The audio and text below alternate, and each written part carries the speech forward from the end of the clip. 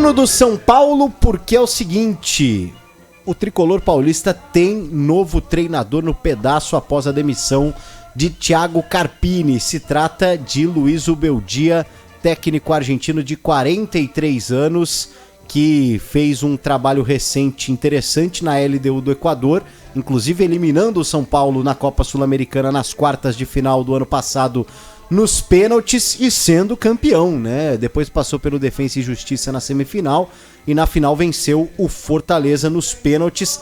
Pediu demissão, tava esperando ali, quem sabe, um contato de alguma seleção, coisa e tal. É um treinador jovem ainda de 43 anos, mas com uma rodagem grande no futebol sul-americano. Já trabalhou no Equador, trabalhou no Paraguai, trabalhou na Argentina, país de origem. Trabalhou também no futebol europeu no Alavés da Espanha e agora chega ao São Paulo com essa missão aí de melhorar um pouco a coisa lá pelos lados do tricolor paulista.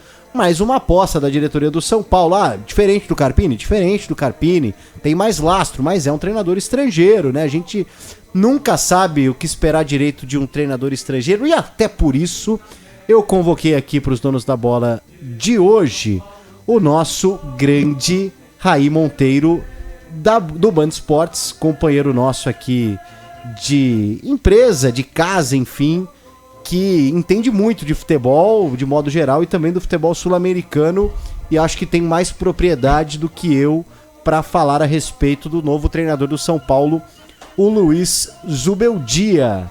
E o Raí vai bater um papo com a gente aqui, participar dos donos da bola, falando um pouco do Zubeldia. Tudo bem, Raí? Um abraço pra você, que honra, que prazer tê-lo aqui nos Donos da Bola com a gente. Como é que tá? Fala, Raí.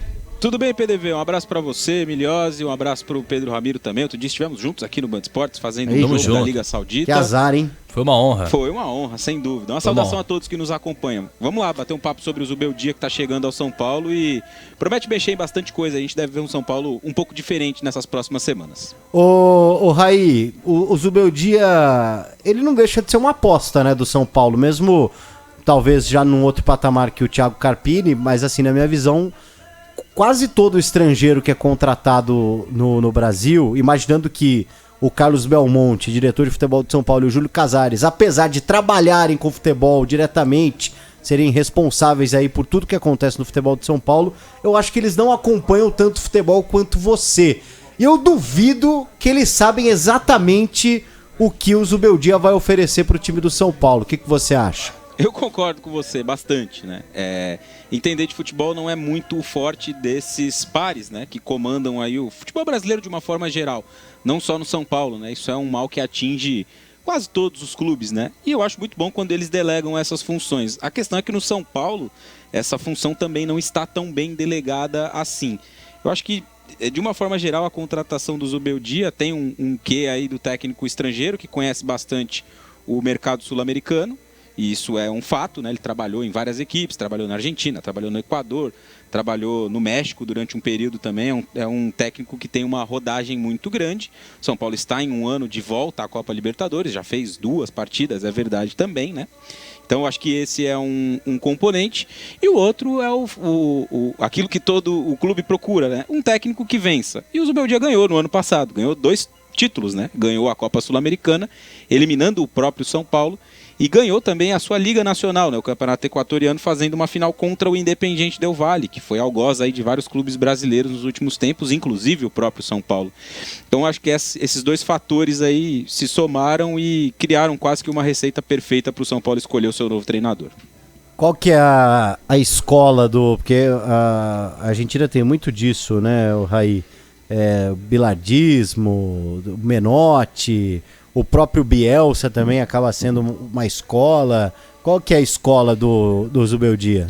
Eu não tenho, assim, no jogo do Zubeldia eu não consigo identificar muitos fatores que me levam a colocá-lo em uma dessas prateleiras, né? Eu acho que ele é um técnico até um pouco diferente dessa linha, de uma linha mais bielcista, que aí você tem o Heinz e o Gabriel Milito, que hoje está no Atlético Mineiro, entre outros aí que estão espalhados pela América do Sul. O próprio BKSS, que há pouco tempo trabalhou no Defensa e Justiça, eliminou o São Paulo, por exemplo, em Copa Sul-Americana. O Sampaoli pertence a essa mesma prateleira. O Zubeldia, ele vai numa direção um pouco diferente, né? É um técnico de um jogo mais direto, que gosta de montar seus times que jogam de uma forma mais vertical, com muita velocidade, não são times de posse, de longas trocas de passes. A gente, muito provavelmente, né? Pode ser que aconteça uma mudança muito grande, que ele se adapte mais ao elenco do que tente impor as suas ideias, mas se ele chegar e montar um São Paulo mais próximo do que foi a LDU, a gente deve ver o aproveitamento de mais jogadores de velocidade, um time que não rode tanto a bola, que não tenha tanta posse dentro dos jogos. Acho que de cara, que use muito o pivô do Caleri, né? Ele fez muito isso com o Guerreiro no ano passado. Acho que de cara essas são as principais e mais marcantes características do trabalho, ou do último trabalho do Zubeldia, né? E eu acho que tem um outro fato importante também, que ele utiliza muito bem a base, né? Fez isso muito bem no Lanús, num trabalho que foi bastante longevo dele também. Ô Raí, nos jogos do São Paulo ano passado contra a LDU, chamou atenção porque o time equatoriano teve duas posturas diferentes, né? Em casa foi uma postura ofensiva, amassando ali o São Paulo, foi um jogo bem ruim, pelo que eu me lembro do São Paulo fora de casa. E no Morumbi, tanto que o São Paulo venceu e o jogo foi para os pênaltis, já uma postura bem mais defensiva. Ele varia muito, dependendo mesmo de jogar em casa e fora, ou foi meio que a ocasião por conta de ser um jogo de mata-mata? Você sabe, PDV, que daquele jogo contra o São Paulo, na volta, né, no Morumbi naquela ocasião, eu tenho uma lembrança de uma LDU um pouco diferente até. Eu acho que durante boa parte do jogo, no primeiro tempo principalmente, foi uma LDU que tentou ter a bola, que tentou pressionar o São Paulo. Naquele dia o Dorival fez uma escolha muito ruim de formação inicial, né? Ele está jogando com o Luciano na ponta direita, se não me engano, sem o Wellington Rato naquela ocasião, né? Com o Luciano, o Lucas e o Nestor, e aí o Caleri mais avançado. E o São Paulo fez um primeiro tempo terrível, e o jogo começa a mudar quando o LDU tem um jogador expulso, né? O São Paulo embala uma pressão, entra o Rames no jogo, boa bola parada, né? O Rames bate bem, escanteio e tal. Levanta uma bola na cabeça do Arboleda e ele faz o gol. Mas em outros jogos isso aconteceu.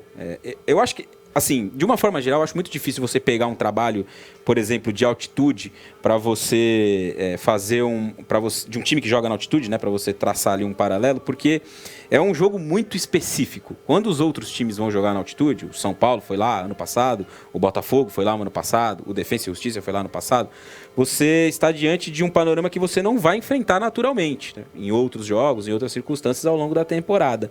Então, de uma forma geral, na Sul-Americana, o Zubeldia se aproveitou muito disso, né? É uma arma. Ele se aproveitou muito disso para construir vantagem na sua casa e defender fora. Contra o São Paulo, o jogo teve esse panorama que eu citei, mas na semifinal, por exemplo, contra o Defensa, ele abre 3-0 na ida e o time dele é amassado no jogo da volta na Argentina. O jogo acabou 0-0, mas foi um jogo de ataque contra a defesa aos 90 minutos. Ele defendeu ali uma vantagem grande que ele tinha construído, né? Eu acho que esse também é um aspecto interessante da gente observar, como ele vai reagir a uma questão diferente, né? No último 1 ano e 8 meses, ele trabalhou em um time que tinha altitude, né, nos Jogos Sul-Americanos. Não contra os times ali dentro do Equador, mas nos Jogos Sul-Americanos. Agora, no Brasil, ele vai encarar uma realidade um pouco diferente. Eu acho que isso também vai servir como vai necessitar dele, né, uma adaptação. Ô Raí, eu ouvi até algumas pessoas, quando o Zubeldia foi colocado e tal, dizendo que ia ser mais do mesmo. Pô, o São Paulo vai apostar em mais um treinador. A gente não sabe que se o Zubeldia de fato é um treinador que pode ter sucesso, afinal são só 2 títulos, né? Ele tem um título equatoriano, tem a Copa Sul-Americana também com a LDU. É mais do mesmo? Você acha que é mais do mesmo, Raí? Não, eu não acho que seja mais do mesmo. Ele é um treinador que tem uma bagagem muito grande, né? É um técnico que começou muito jovem a sua carreira, ele tem 43 anos e tem 16 de profissão. Ele parou de jogar, teve uma lesão muito séria, né? E parou de jogar muito jovem. E aí ele assume o Lanús com 27 anos, né? Muito garoto ainda. Inicia ali um primeiro trabalho voltado muito para a base. O último trabalho dele no Lanús também foi assim. Mas a gente está falando do Lanús, né? Porque isso também é uma coisa importante quando olhamos para o currículo de um técnico e a gente vai em busca de títulos, né? Que possam carimbar a competência dele ou não. O Zubeldia não trabalhou em grandes clubes do futebol continental. Ele treinou durante muitos anos o Lanús. Acho que ele teve uma passagem de 3 e uma outra passagem que durou mais 3 ou 4 anos. Na LDU também foram mais 3, 4 anos. Talvez a LDU tenha sido o grande time que ele treinou. Ele treinou o Racing durante um tempo também, né? Mas num período de vacas magras ali do clube de Avejaneda. Então ele também não teve nas mãos. O São Paulo vai ser o grande time que ele vai treinar na carreira dele. Vai ser o melhor elenco que ele vai ter tido à disposição ao longo da carreira dele, pelo menos até aqui. Então, dentro desse panorama, é muito difícil a gente olhar para esse treinador e buscar títulos, né? Apenas. Acho que a gente precisa olhar e procurar outras coisas, os conceitos, as ideias, como ele se comporta, como ele trabalha no dia a dia.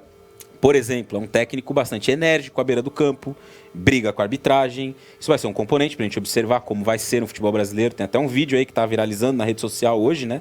Dele num jogo contra o Boca, que ele vira pro árbitro e fala: vocês não podem apitar esse jogo porque vocês são torcedores do Boca, vocês são ladrões. Não sei se ele vai repetir esse comportamento no futebol brasileiro, Lá né? vem aí mais um Palmeiras e São Paulo daqui 2 semanas, né, no Morumbi. Será que ele já vai estar vacinado? Imagina já? ele e o Abel. Vai ser a estreia dele em casa, né? Porque o primeiro jogo dele vai ser contra o Barcelona de Guayaquil fora. Sim. Não vai comandar agora no fim de semana. Então, acho que a gente vai precisar ver como ele vai se adaptar ao futebol brasileiro. Mas não acho que seja mais do mesmo, não.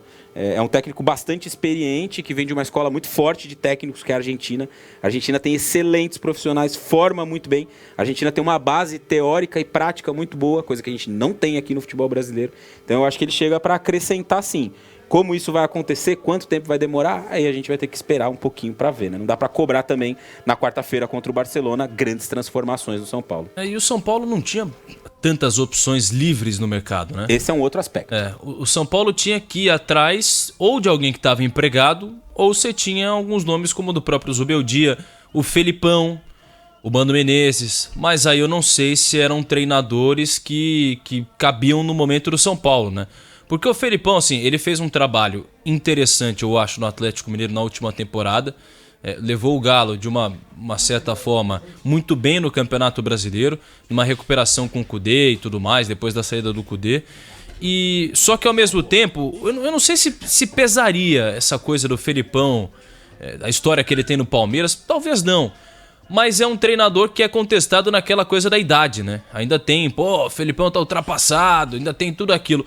Eu não sei, Raí, mas eu acho que o São Paulo também escolheu mais o Zubeldia por falta de opção. Não é um mercado fácil, né? Isso é um fato. Você não encontra hoje grandes possibilidades, como tinha, por exemplo, o São Paulo no último mercado, quando ele trocou de técnico, né? Antes do Carpini, é claro. Porque quando o São Paulo decide mandar o Rogério embora, né? E fez exatamente 1 ano, no dia que o São Paulo mandou o Carpini embora, ontem, né? Fez exatamente 1 ano da demissão do Rogério também. Você tinha ali um grande nome no mercado, ou uma bola de segurança que era o Dorival Júnior, atual campeão da Libertadores e da Copa do Brasil. Hoje você não tem essa bola de segurança no mercado. Você tem um Felipão, que é um técnico, como você disse, muito identificado com o Palmeiras. Eu não acho que isso seja um fator para o trabalho dele funcionar ou não no São Paulo. Mas acho que outros fatores sim. Não sei se ele conseguiria desenvolver algo muito diferente no São Paulo, já que no Atlético o problema foi exatamente esse, né? Chegou um momento em que o trabalho chegou a um teto e ele não avançava mais. O Galo não conseguia andar mais. E em pouco tempo, com o Milito nas mãos, o Galo já melhorou em vários aspectos do seu jogo, né? Então não era um mercado fácil. Nesse cenário, o Zubeldia me parecia ser uma escolha talvez mais segura, não sei se dá para dizer assim, mas pelo passado recente, né? A temporada passada dele o credencia pelo menos a vaga. Acho que é um pouco diferente de outros técnicos que você tinha aí à disposição, e alguns nomes que você citou. Mano, Luxemburgo, o próprio Felipão. Acho que a temporada passada do Zubeldia avalizava mais essa contratação do que outros nomes que tinham aí à disposição. Raí, tudo bem? Aqui é o Miliose. Obrigado por falar com a gente aqui na Rádio Bandeirantes. Cara, os jogos que eu vi da LDU no ano passado, o que me chamou a atenção nos jogos que a LDU foi bem, foi a atuação dos pontas, né? O Zubeldia tem poucos toques na bola para criar ataque, o time dele era muito rápido e levou problemas aí aos times que enfrentou justamente por isso. Acho que o Ibarra era um dos pontas, o Johan Julio, que jogou até no Santos também, era um desses caras. Quem que você enxerga que pode ser esse cara, esses pontas, esses extremos aí que o São Paulo pode utilizar? O Ferreirinha, né, que vai ganhando espaço. Quem mais pode surgir, ganhar espaço com o Zubeldia, já que tem essa característica de velocidade que, pelo menos o que eu ouvi, é algo que ele gosta de ver nos times dele? Sim, exato. Essa é a maior curiosidade que eu tenho do trabalho dele no São Paulo. Se ele vai se adaptar ao que o elenco tem. O que eu enxergo do elenco do São Paulo? Um time com jogadores que têm uma característica de passe, de um jogo com mais posse, de mais aproximações. Não é um time de tanta velocidade, embora tenha nessa temporada, né? O Ferreirinha e também o Eric, que são alternativas, né? Na minha visão em relação a isso. Mas se você olhar para o elenco do meio para frente de uma forma geral, você tem Pablo Maia, Alisson, Bobadilha, Luiz Gustavo ali para frente da defesa, Lucas, Nestor, Rames, Luciano, Rato. São jogadores mais pesados, de mais passe, de mais cadência, de mais troca de passes. Eu tô curioso para ver se ele vai se adaptar a isso ou se ele vai querer impor o modelo dele, que é exatamente esse que você citou. Perfeito. Velocidade. Jogo de muita velocidade pelos lados, principalmente. Se isso acontecer, e desconfio que vai no início, principalmente pelas ausências, né? Hoje o São Paulo não tem nem o Lucas, nem o Rato, que são potenciais titulares aí no time. Eu acho que o Ferreirinha e o Eric vão ganhar bastante espaço pelos lados do campo. E aí o Luciano vai ser mantido nessa faixa mais central, num primeiro momento disputando uma vaga com o Rames. Isso também é um ponto, né? Qual será o plano do Zubeldia para o Rames? E mais adiante eu acho que o Lucas também vai ser inserido nessa posição, nessa faixa mais central, que já tem, como eu disse, o Luciano, o Rames, tem o Galopo que joga por ali também. São Paulo tem muita gente para esse setor específico. Eu acho que esse foi um dos erros até do Carpini, né? Insistir muito nessa ideia do Lucas virar um ponta para conseguir abrigar o Luciano, para conseguir abrigar o Caleri, todos juntos no mesmo time. Eu acho que circunstancialmente é possível jogar assim, mas sempre, de início, acho mais difícil. E o fato do Lucas ter tido nos últimos 3 meses 3 lesões musculares, quando jogava pelo lado do campo, exemplifica um pouco isso. Talvez ele não tenha mais capacidade física de ser um ponta, de ser um cara que vai precisar explodir todo momento dentro do jogo, usar velocidade, usar drible, usar mudança de direção. Talvez mais perto do gol, numa faixa mais central, ele vai poder render mais. E eu acho que o Zubeldia vai, pelo menos no início, optar por essa formação, com o Eric e o Ferreirinha sendo titulares. E Raí, pensando já no que você falou, né, de se adaptar ao time do São Paulo, tem uma peça que, claro, chama atenção quando a gente fala sobre isso, que é o Rames Rodrigues. Dado o perfil do Zubeldia, o que ele gosta de montar como equipe, também de comportamento, né, um cara que é bem enérgico assim, você enxerga naquele exercício de palpitar um Rames Rodrigues tendo bastante espaço com ele ou não? Eu acho que vai depender muito de uma conversa franca entre os dois. E eu acho que isso precisa ser feito, né? O Rames é um jogador muito específico, não é um cara que se adapta a qualquer cenário, precisa muito mais de um time que se adapte a ele do que ele conseguir se adaptar ao time. Essa segunda opção não vai rolar, tem que ser um time que se adapte a ele. O Zubeldia não tem problema de trabalhar com jogadores mais veteranos, né? Embora nem seja esse o caso do Rames, né? Um jogador veterano, né? É um jogador que tem muitos problemas físicos, mas ele jogou, por exemplo, com o Pepe Sandi no ataque do Lanús, lendário Pepe Sandi, jogou até os 43 anos de idade, né? Fez final de Sul-Americana, por exemplo, com o Sandi no comando de ataque. No ano passado ele tinha o Guerreiro como referência na LDU, que foi um jogador contratado ao longo da temporada, né? Chegou para reforçar o time e foi titular naquela disputa da Copa Sul-Americana. Então ele não tem problema, eu acho, de trabalhar com caras mais velhos e tal. A questão vai ser uma boa conversa, entender quanto o Rames pode se dedicar para o time, o que ele de fato pode conseguir entregar, principalmente do ponto de vista físico. Mas eu acho que o Rames não vai ser um titular absoluto, já tinha essa sensação com o Carpini, isso mais ou menos foi se mostrando, né, ao longo da temporada. Acho que ele não vai ser um titular absoluto, mas pode ser um jogador importante em cenários específicos, né? Um jogo em casa contra um time muito fechado, jogar a meia hora final, é um cara que tem uma bola parada muito boa, tem visão de jogo, tem muita qualidade de passe, de arremate. Não é um jogador desprezível, mas não é um jogador para jogar 50 jogos na temporada. Ele não consegue. O Rames não joga mais de 40 partidas numa temporada há quase 10 anos. Ele não consegue mais entregar isso. É uma deficiência que ele tem do ponto de vista físico. Eu acho que entender isso e conseguir encaixar ele em momentos específicos vai ser muito importante para os dois, tanto para o Zubeldia quanto para o São Paulo, quanto para o próprio Rames, né? Agora, tem uma outra coisa nessa equação aí. No trabalho do Carpini, a gente viu uma intervenção muito grande do Muricy, dizendo ali, dando entrevistas, dizendo que o Rames tinha que jogar. O Carpini tinha um tamanho. Eu não acho que o Zubeldia vai se curvar dessa forma e aceitar esses tipos de palpite no trabalho dele. E até, né, a gente teve o atrito, vamos colocar assim, entre o Muricy e o Zubeldia naquele primeiro contato que o São Paulo teve com os treinadores para substituir o Dorival. E aí o Muricy em algumas entrevistas disse, o cara meio que meteu uma marra, menosprezou o São Paulo, tal. Não, daqui 2 dias a gente conversa. Falou, aqui é São Paulo, meu filho, não sei o que lá. será que significa talvez... Eu já sinto que o Muricy hoje ele é mais um rei da Inglaterra, né? É uma figura simbólica pelo peso que tem, por tudo que representa, do que de fato alguém que apita alguma coisa lá no São Paulo, Raí. Mas será que significa o Muricy perdendo ainda mais espaço? Eu acho que o Muricy perdeu força depois do caso Carpini, né? Porque o Muricy foi o cara que avalizou ali a contratação do Carpini, porque eu tinha na cabeça uma ideia que eu acho muito boa, que é de você formar um técnico. São Paulo tinha esse projeto com o Alex, e o Alex não quis, é um direito do cara querer dar um passo na carreira. O Alex quis dar um passo, foi treinar o Avaí, durou 5 rodadas e depois ele nunca mais treinou nenhuma equipe. O São Paulo tinha esse projeto com o Alex, e talvez se ele estivesse lá, seria ele hoje o técnico do São Paulo. E o Muricy tentou fazer algo semelhante com o Carpini, né? Pegar um cara muito promissor, muito jovem, que tinha conseguido uma temporada muito boa, e lapidar ele, né? Funcionar ali, mais ou menos como funcionou para o Muricy e o Tele lá atrás, né? O Carpini até chegou a falar sobre isso lá na sua entrevista de apresentação. Ao passo que o trabalho do Carpini foi um desastre e que o Muricy tentou intervir, né, as declarações sobre o Rames, e depois o Rames ter virado titular, ter jogado com 3 zagueiros e tal, mostra isso.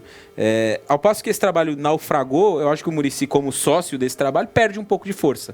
Eu acho que ele não foi uma peça-chave dentro dessa contratação. Talvez quando o São Paulo foi contratar o Carpini, a última palavra tenha sido a do Muricy. Tipo, pode contratar. Fizemos aqui a entrevista, conversamos e tal. Eu decido aqui que pode ser. Porque o Casares e o Belmonte não tem essa capacidade. E não acho que tenha nenhum problema que eles deleguem isso. Mas com o projeto Carpini naufragado, o Muricy me parece ter perdido um pouco de força. Não sei se para sair do São Paulo, acho que não. Acho que ele vai continuar sendo um cara importante ali no dia a dia e tal. Mas não com a mesma força ou com a mesma influência que ele teve no trabalho anterior.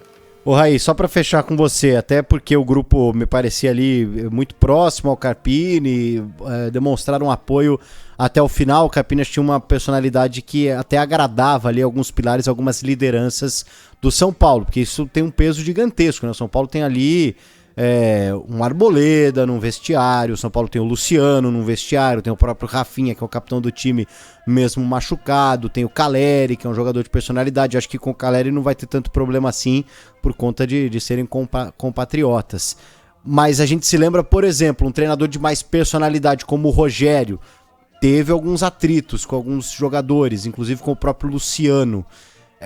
Você acha que pode ser uma ruptura de comportamento pelo que era o Carpini e o que pode representar o Zubeldia, ou você acha também que ele pode chegar meio pianinho por ser um treinador estrangeiro?